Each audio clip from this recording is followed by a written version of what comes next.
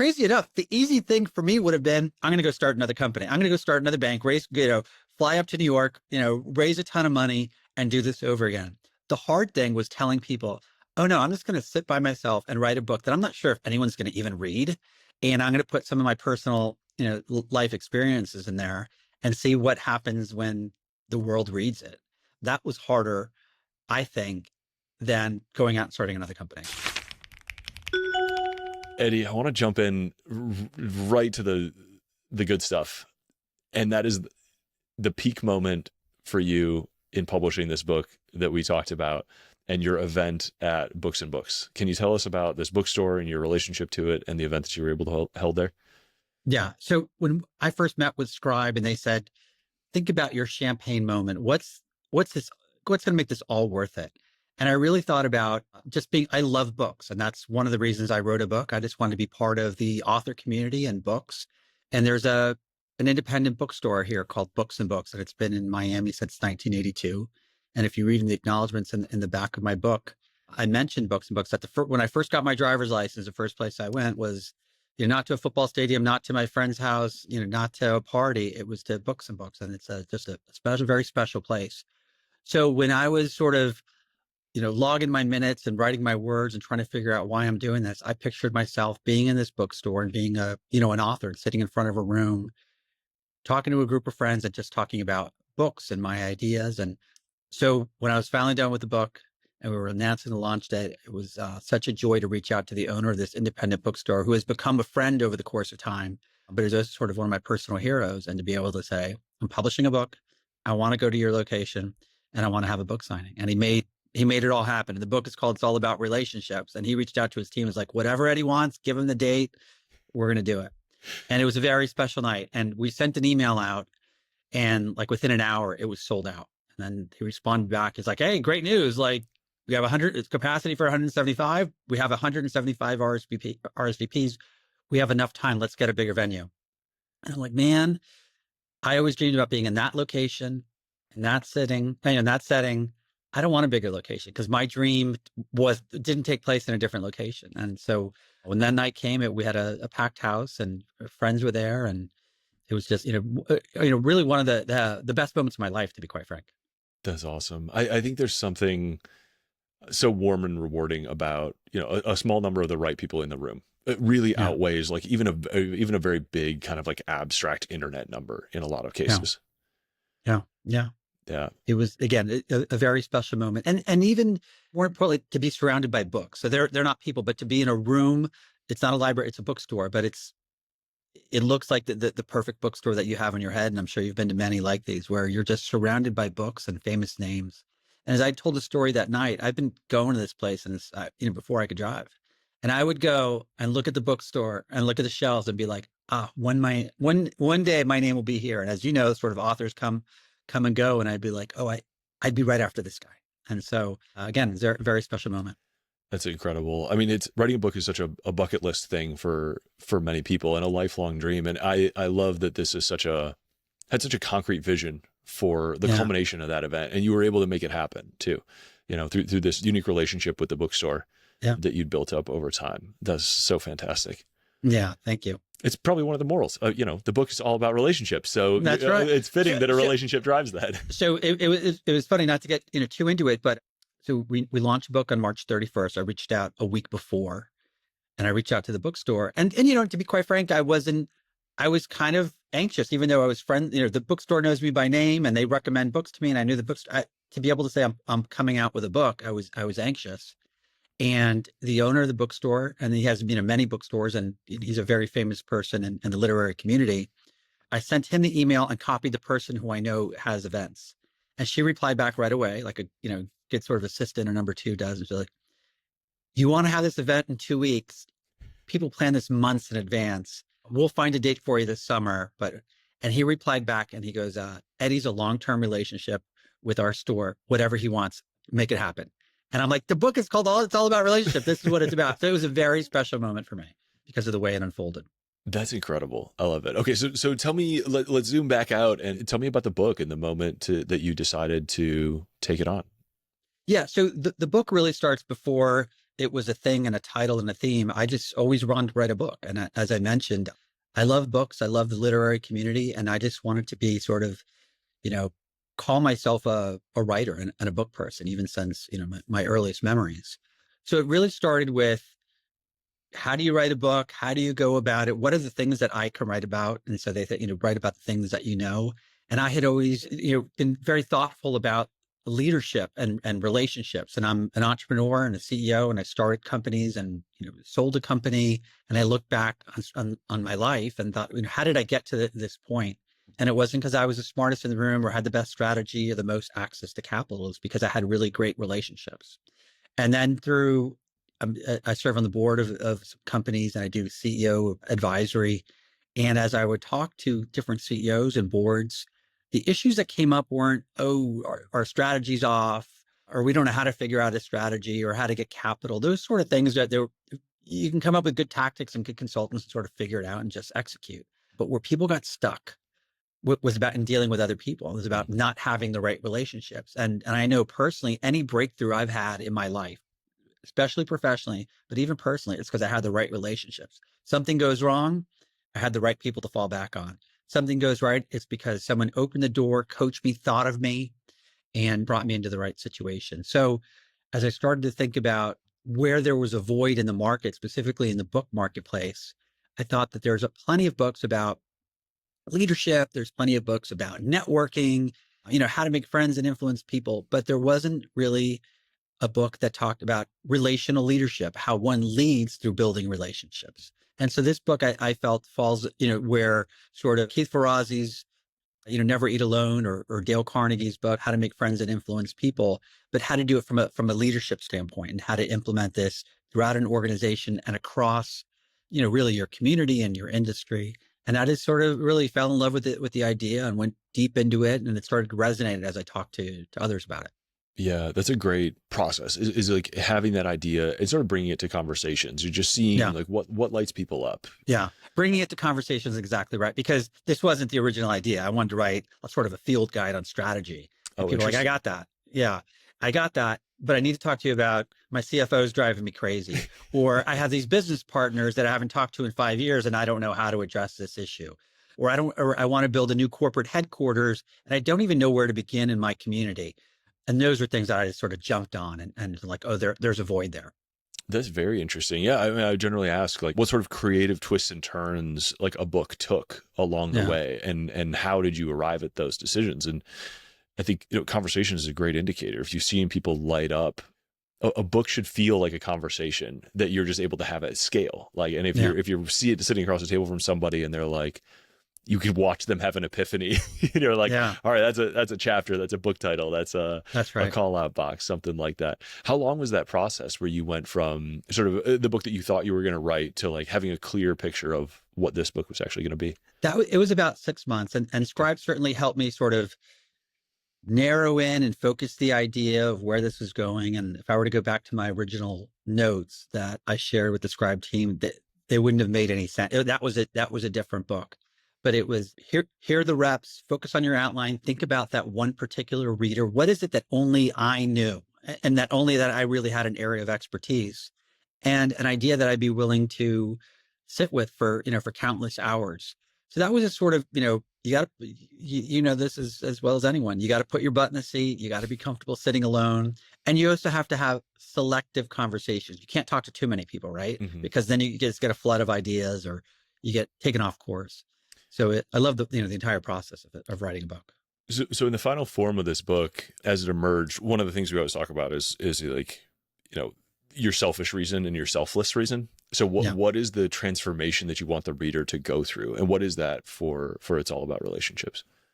Yeah. So the selfish reason is I wanted to write a book because I wanted to see my name on the spine of a book and have it on a shelf, and I wanted to show it to my kids and grandkids, and that's what. So that was all I really, really cared about. The selfless reason was, I remembered being, a third, so I'm 53 years old now. I remember being, in my early 30s as a CEO and talking, and I've been a part of EO and YPO for a long time, and just hearing these conversations over and over of where people were sort of stuck.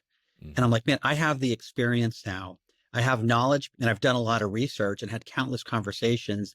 I have this, this sort of superpower that I can sort of, put in a wrapper, put on these pages and give to people, and that hopefully they can read the book, read a chapter, read 2 or 3 pages, and walk away and solve a problem, advance in their life, push their company, or more specifically, just like impact a relationship that can, carry on for decades.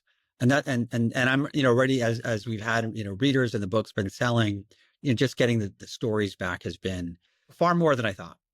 Yeah, we're recording this barely, not even a month after the book Yeah. has been released. So I'm sure there'll be many more to come, but I'd love to hear some of those stories that you're getting from Yeah. readers. So as I mentioned, the book is written, so especially for first time authors, is that, think about what you're writing this book for one person. And for me, it was the 35-year-old Eddy CEO. And what are the things I really want, provide that individual a framework and sort of this field guide to get through, how to be a good leader, especially in working through others. And so it was really the book is speaking to a CEO. It's probably even, very male focused, and a lot of the stories, and, that I pull stories from popular culture and sports and history. And a lot are guy talk, right?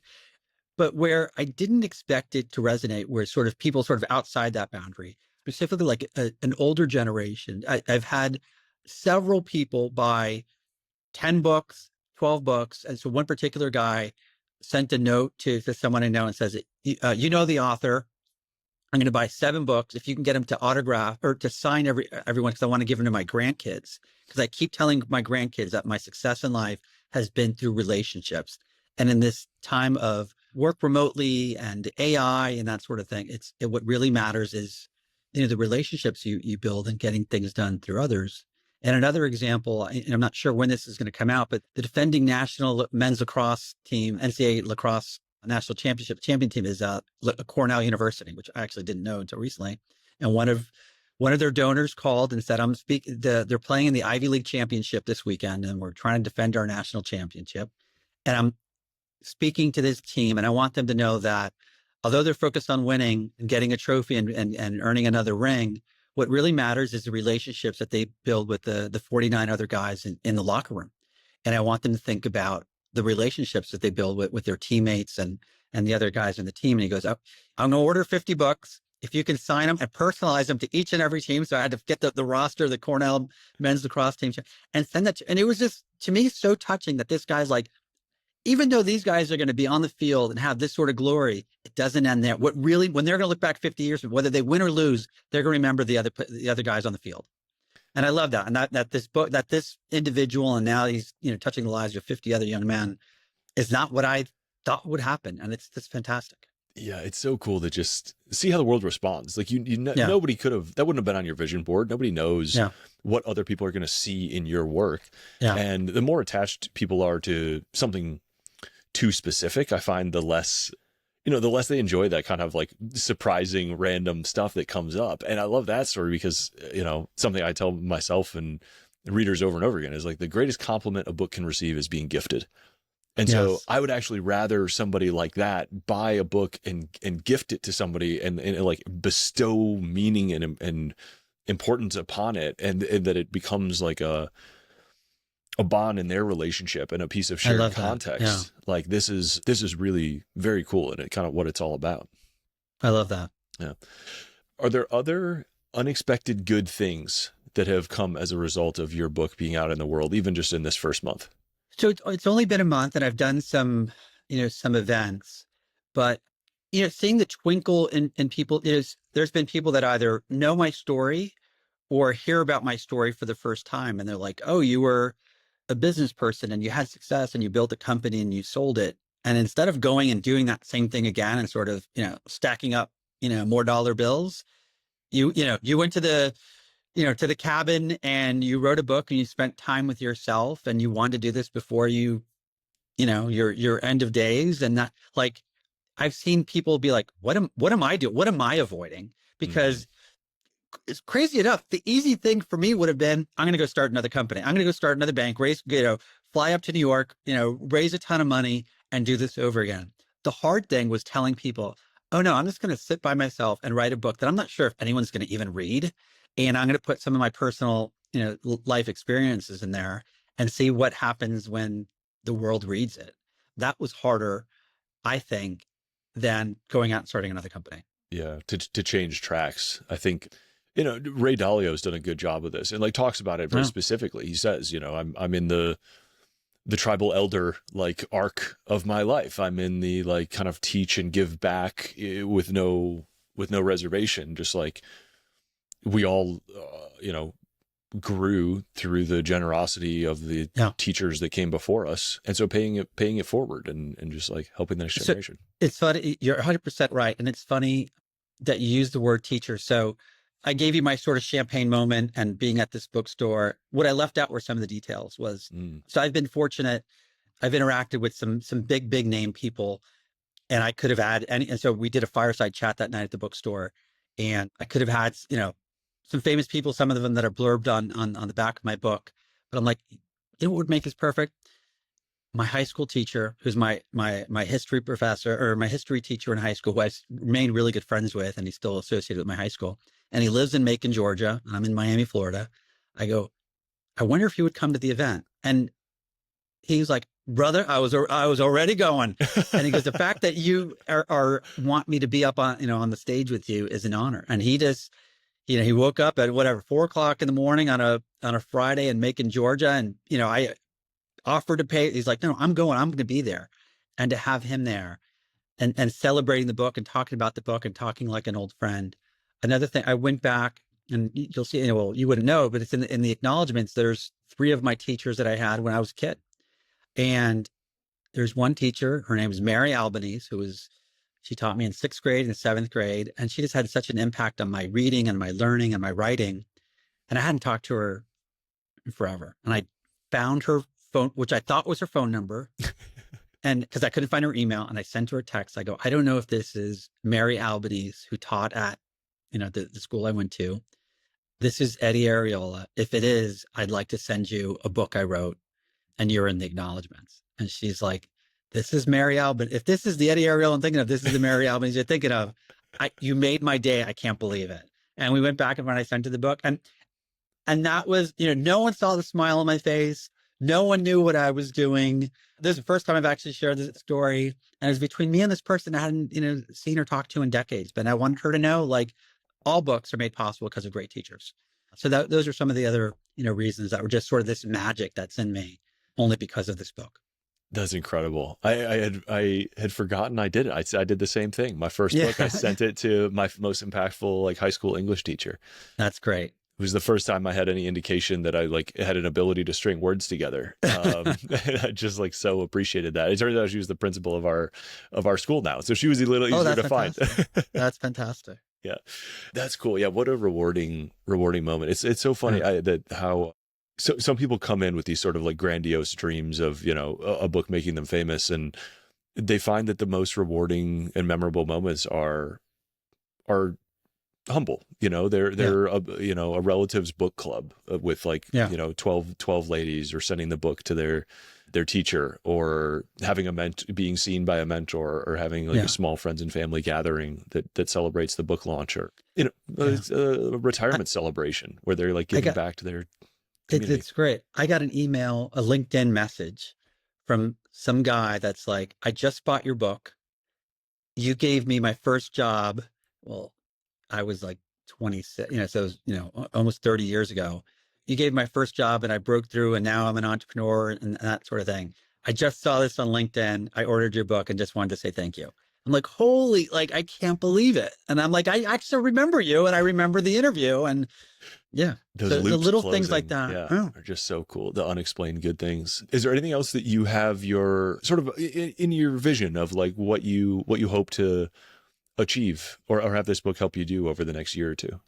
So I would say, one of the things that I've sort of learned in this process, and again, because of Scribe and other authors, is I think a mistake that maybe many people make is I write this book and then I'm going to be invited on the Oprah Winfrey show, or, and I'm going to be a New York Times bestseller. And it's also going to, and not only am I going to be a New York Times bestseller, it's going to stay there forever, and I had very realistic expectations in terms of, here are very specific goals, and I'm committing to the process of, I'm going to keep on this book for, 100 weeks. It's not just 1 week, it's 100 weeks. And I'm going to do a little something every week and I'm going to come up with a plan. And if it's just out there, little by little by little, I'm going to stay at it because I love this process. I love being around, talking about books, connecting with people.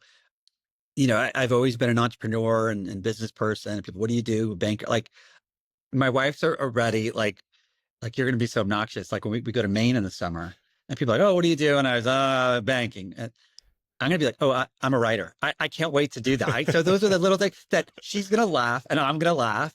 And then I'm going to say, oh, would you write?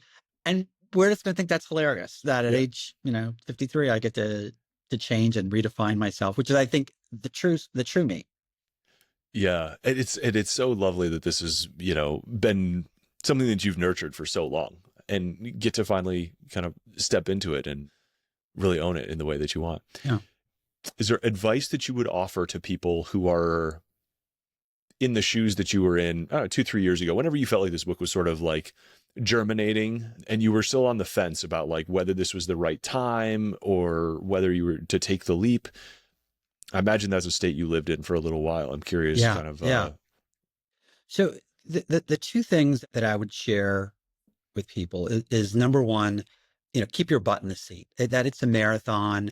There's going to be really hard days. There's going to be boring days, and just, have some sort of process that you keep your butt in the seat. And I wish when I did that, it was fantastic and I got through it. And when I didn't, it got delayed and that sort of thing. And so it's find a way to keep your butt in the seat, whether it's 30 minutes at a time or 2 days at a time, like figure yourself out.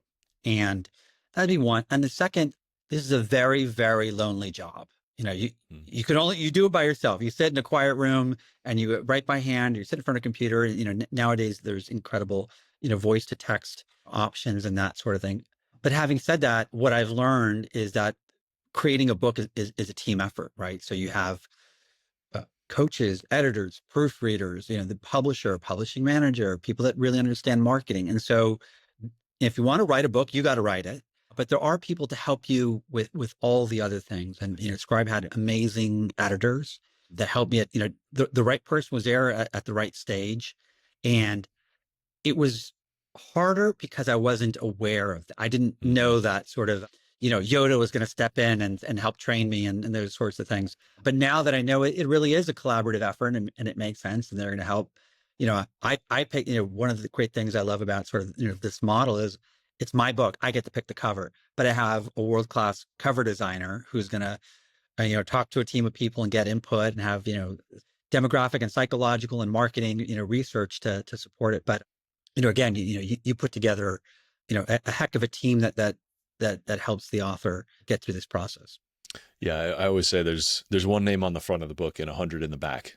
Yeah, and that's right. As a first-time author, it's easy to feel like you have to know everything or do everything. And it's, from my first to second book, I was like, I'm not going to stress the grammar at all. Like that's the grammar right. pros that's are coming for me. I just got to get the words on the page and develop a good relationship with them through editing and iteration. How was it that you chose Scribe in the first place? What made you want to pick us in a very complex landscape of options?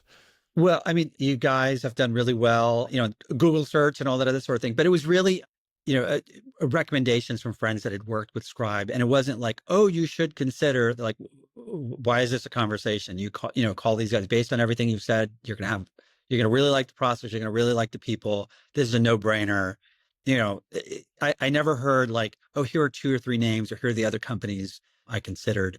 And then once the book came out, a couple of friends reached out like, oh, you did work with them. And as we've talked about before, I've referred people to Scribe and they're like, they're great. And we're, very happy. And a couple of people have already hit their published dates. And it's just been a great process. And I've, really, like the team. And that's why I didn't have to, I didn't have to acknowledge them in the back of the book, but they're there. Their names are there. And they were very grateful that they were, they all reached out like, why'd you do that? That's great. So I really feel that they were very much a part of this book. Yeah. If for the authors considering their acknowledgement section, it really does go a long way with people at any point in your life. It's a really cool way to kind of memorialize the contributions and appreciation that you have for people. Yeah. So I was, prior to this podcast, I was a client of mine, a friend, bought copies for the entire for all his employees, and wanted me to speak at a breakfast this morning, and spoke and that sort of thing. And he shared that he hadn't read the book yet. And I'm like, and he's like, he goes, wait, maybe I should read it because maybe I'm in the book. I go, you are in the book. You're in the acknowledgments. And he's like, what? And I turned to the back and I showed his name. He almost started crying. And he's just like, I can't believe it. I go, well, no, like, I really appreciate our friendship. And his book's called All About Relationships.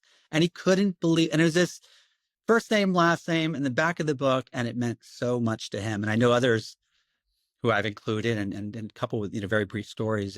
It'll carry our relationship for, for decades more. And I know that means the world to them. Yeah, this has been a great conversation. Thank you, Eddy. Thank you for writing this book. We're honored to play a part in having helped to get this out of you and out into the world and be a part of your author arc, your writer identity. This is a fantastic look on you. Thank you. I've so enjoyed working with Scribe, and I look forward to the next book and working with you guys on that. Where would you send people to learn more about you, follow along, see what's up with the book? Well, so first you can go to Amazon.com and order the book. It's all about relationships, Eddy Arriola. And please leave a review, which one thing I've learned is how important reviews are and how we all neglect to leave reviews even for books we love. And I'm also pretty active on LinkedIn, and it's Eddy, Eddy, last name's Arriola, Arriola. And those are the best ways to reach me. Love it. Thank you, Eddy, for taking the time to express yourself on paper and on the podcast. Thank you so much. Appreciate you.